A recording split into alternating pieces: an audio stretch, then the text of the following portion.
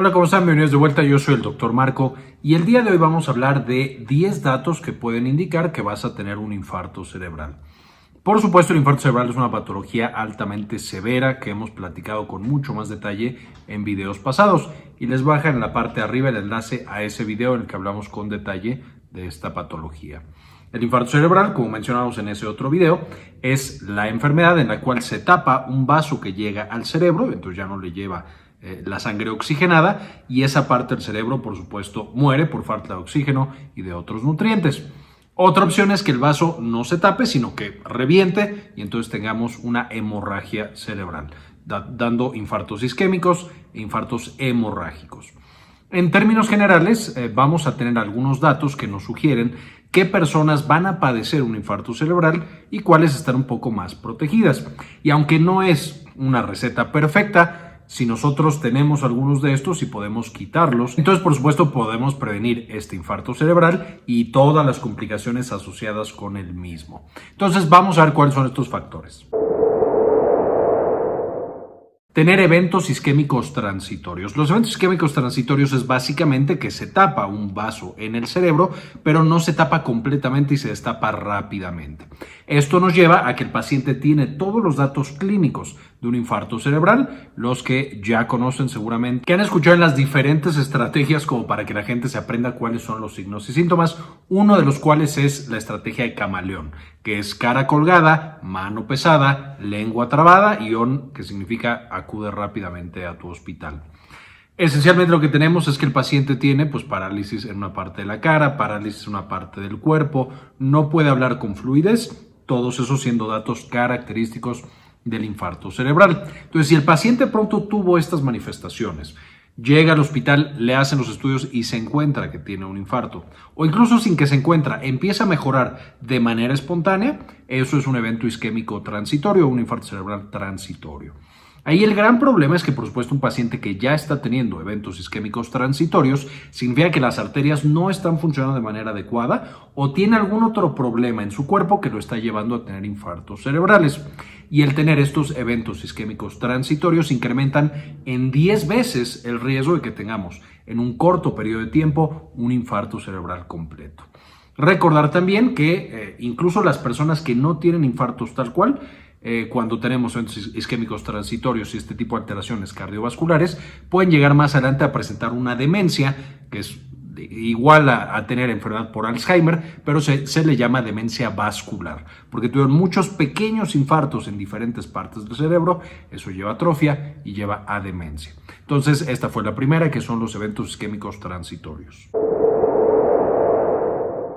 La hipertensión, específicamente los pacientes que tienen más de 140/90 de su presión arterial, ya están teniendo daño en los vasos sanguíneos específicos del cerebro. La hipertensión arterial es uno de los principales factores de riesgo para tener infartos cerebrales y nos puede llevar no solamente a tener un infarto, sino a tener de los peores tipos de infartos, que son los infartos hemorrágicos, que estábamos hablando justo al principio, que es cuando el vaso sanguíneo truena y entonces genera no solamente el daño porque no llegue la sangre, sino que aparte la sangre que se expulsó está dañando directamente a mis neuronas.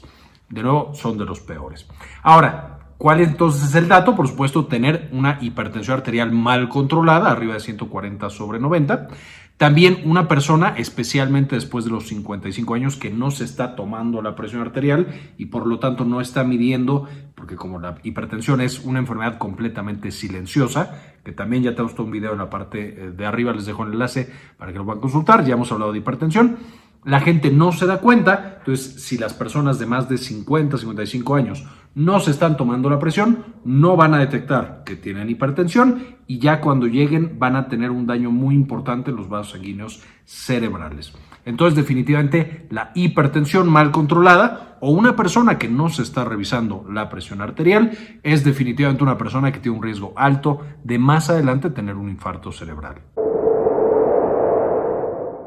La diabetes también hemos hablado con mucho detalle en videos pasados, también les voy a dejar en la parte de arriba el enlace a ese video, pero sabemos que es un descontrol en el metabolismo de la glucosa y que la glucosa o el azúcar cuando está muy alto en la sangre puede causar daño directo a las diferentes estructuras del cuerpo, incluyendo los vasos sanguíneos.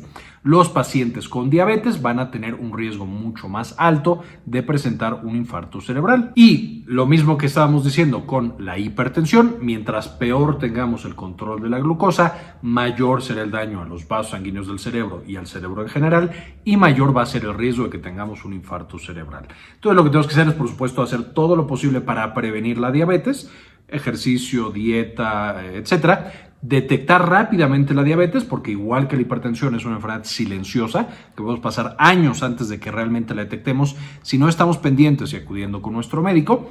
Y finalmente, ya que tenemos el diagnóstico de diabetes, cuidarnos lo más posible, tener el nivel adecuado de hemoglobina glucosilada, de glucosa en ayuno y todos esos otros parámetros que me dicen mi glucosa está bien, no va a generarle daño a mi cerebro.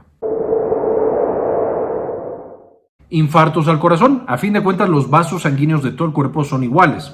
Si los vasos sanguíneos que llegan a mi corazón están dañados y me da un infarto, por supuesto los del cerebro no van a estar mucho mejor. Entonces los pacientes que ya se nos infartaron, ya sea que tienen angina, es decir, solamente este dolor opresivo en el pecho, que es lo que vamos a sentir más adelante un infarto, pero que esa angina no está llevando tal cual ya a un infarto.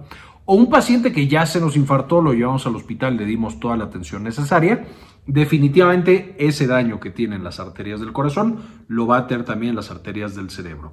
Esos pacientes son de los que presentan un riesgo mucho más alto y es el segundo factor más importante y más pesado para tener infartos cerebrales, por supuesto, después de la hipertensión. Ahora, además de que el infarto previo al corazón nos está dando un riesgo muy alto de tener infarto cerebral, si nosotros tenemos enfermedad del corazón y tenemos un infarto cerebral, va a ser de las principales causas de muerte. Es decir, el paciente sobrevive al infarto cerebral y es luego el infarto al corazón subsiguiente que le va a dar el que fulmina y mata a ese pobre paciente. Ya platicamos acerca de justamente este riesgo tan alto que tiene el corazón después de un infarto cerebral en videos pasados, que les dejo también en la parte de arriba para que lo puedan consultar, pero definitivamente vamos a tener que proteger muchísimo al cerebro, ya que tuvimos un infarto al corazón, y de la misma manera hay que proteger al corazón una vez que tuvimos un infarto al cerebro, porque de nuevo son dos órganos que están completamente conectados y relacionados. Otras enfermedades del corazón también nos van a conferir un riesgo muy alto de tener infartos cerebrales, y aquí voy a enfocarme principalmente en dos, en arritmias, específicamente una que se llama fibrilación auricular. La fibrilación auricular, nosotros tendríamos las dos partes del corazón, la de arriba y la de abajo, aurículas y ventrículos, y cada una tendría que latir para que la sangre fluya y llegue al resto de nuestro cuerpo. La fibrilación auricular es que la parte de arriba, en vez de latir, tiene así como contracciones, como si tuviera epilepsia, como si estuviera así convulsionando, y entonces no logra realmente latir y sacar toda la sangre. Y eso hace que la aurícula se convierta en un reservorio de sangre, y cuando la sangre está ahí estancada sin que se mueva, por supuesto se nos va a coagular. La fibrilación auricular entonces va a generar una gran cantidad de coágulos. Cuando por fin el coágulo pasa a la parte de abajo, que sí se está contrayendo bien, por supuesto este corazón va a lanzar esos coágulos a todo el cuerpo, entre ellos al cerebro. Entonces vamos a tener como pequeños misiles que está mandando nuestro corazón al resto de nuestros tejidos y vamos a tener infartos varios. Por supuesto, los del cerebro son de los más severos, sin embargo podemos tener un infarto en cualquier otra parte del cuerpo con la fibrilación auricular. Además de la fibrilación auricular, vamos a tener que las personas, incluso jóvenes, que tienen problemas en las válvulas del corazón, diferentes valvulopatías, pueden llegar a causar coágulos también en las válvulas, teniendo el mismo efecto que la fibrilación auricular. Esta formación de coágulos va a todos lados del cuerpo, llega al cerebro y entonces tenemos infartos cerebrales. Tanto la fibrilación auricular como las valvulopatías, las enfermedades de las válvulas del corazón, van a ser causas frecuentes de infartos cerebrales en personas más jóvenes. Si usualmente nosotros esperamos un infarto después de los 55, a lo mejor aquí aparece a los 40 o incluso a los 30 o de niño, si no detectamos, por ejemplo, una enfermedad o fiebre reumática que lleva a problemas en las válvulas. Entonces, muy importante, esta es otra de las causas de infarto cerebral. Consumo de sustancias legales, ya sabrán cuál va a ser una de las siguientes, pero el consumo de tabaco y el consumo de alcohol se asocia fuertemente con infartos cerebrales. El tabaco, por supuesto, estamos inhalando una gran cantidad de sustancias cancerígenas, pero además la nicotina solita, por lo tanto la terapia de reemplazo con nicotina también va a afectarnos. Y algunos otros componentes del tabaco van a aumentar nuestra presión arterial y van a ser directamente tóxicos para los vasos sanguíneos del cerebro. Y esto nos puede llevar, por supuesto, a que tengamos un infarto cerebral. En el tema del alcohol tenemos algo similar. El alcohol directamente va a incrementar nuestra presión arterial, va a incrementar también nuestro riesgo de fibrilación auricular, que es la que mencionábamos hace una causa de enfermedades del corazón, entonces nos puede dar fibrilación y entonces infarto, o directamente por la hipertensión, el alcohol puede llevarnos a tener un infarto cerebral.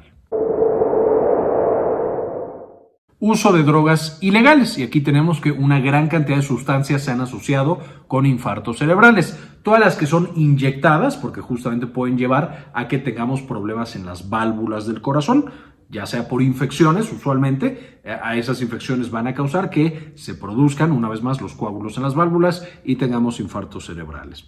De las sustancias inhaladas vamos a tener que todos los estimulantes a las dosis que se usan como sustancias de abuso, por supuesto van a generar que los vasos sanguíneos cerebrales se cierren, pueden causar directamente que se cierren tan fuerte que no llegue la sangre al cerebro, o también que se vayan desgastando y truenen, justamente como si tuviéramos una hipertensión arterial muy severa.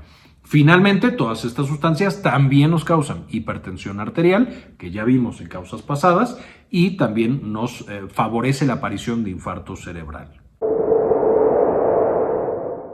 Medicamentos que causan coágulos y que causan trombos. Por supuesto, el consumir una sustancia incluso mandada por el médico que esté asociada con la formación de coágulos y la formación de trombos puede llevar a que tengamos infartos cerebrales. Ahora, por supuesto, cuando el médico la prescribe, va a tener mucho cuidado en cuál es el paciente ideal para disminuir lo más posible ese riesgo de infartos cerebrales.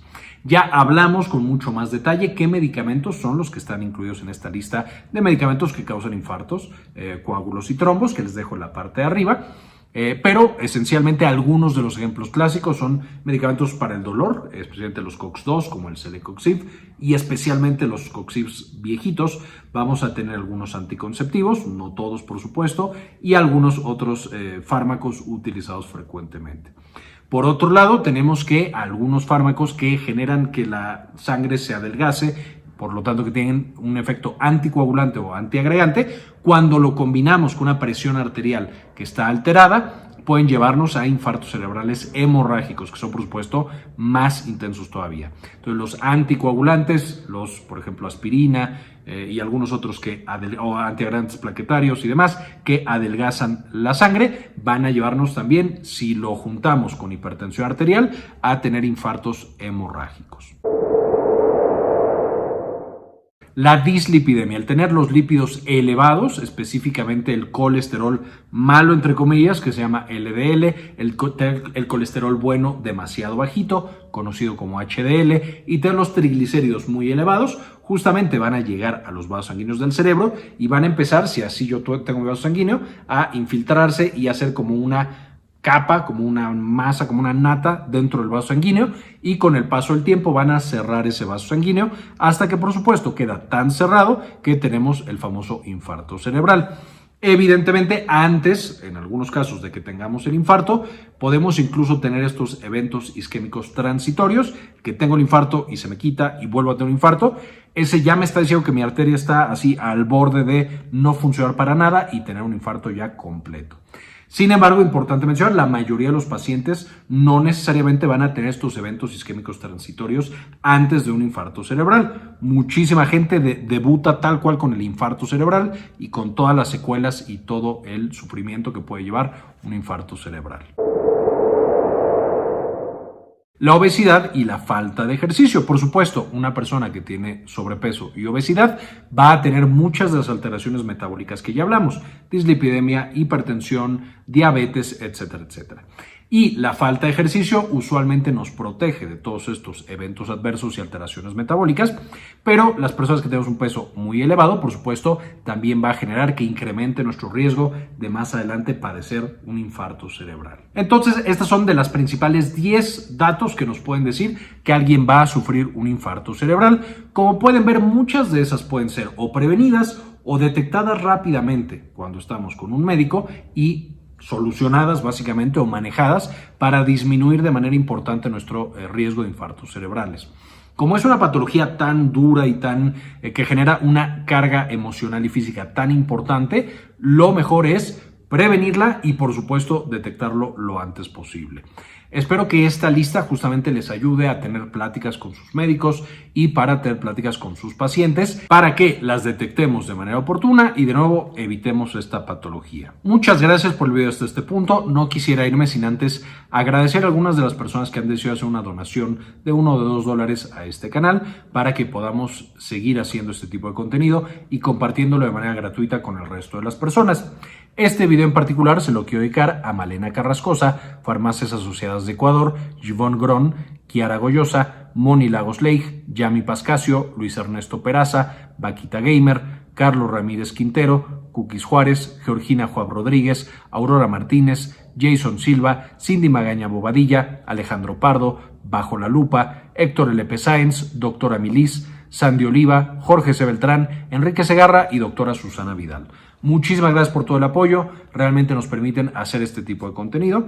Con esto ahora sí terminamos y como siempre, ayúdenos a cambiar el mundo, compartan la información. Quería comentarles también que ya tenemos activada nuestra clínica en línea, Clínica Cares. Nos pueden encontrar en clinicacares.com.mx para agendar alguna consulta. Principalmente atendemos los temas de salud de la mujer y también, por supuesto, consulta general. Si tienen alguna duda, alguna consulta, aquí en clinicacares.com.mx nos pueden encontrar.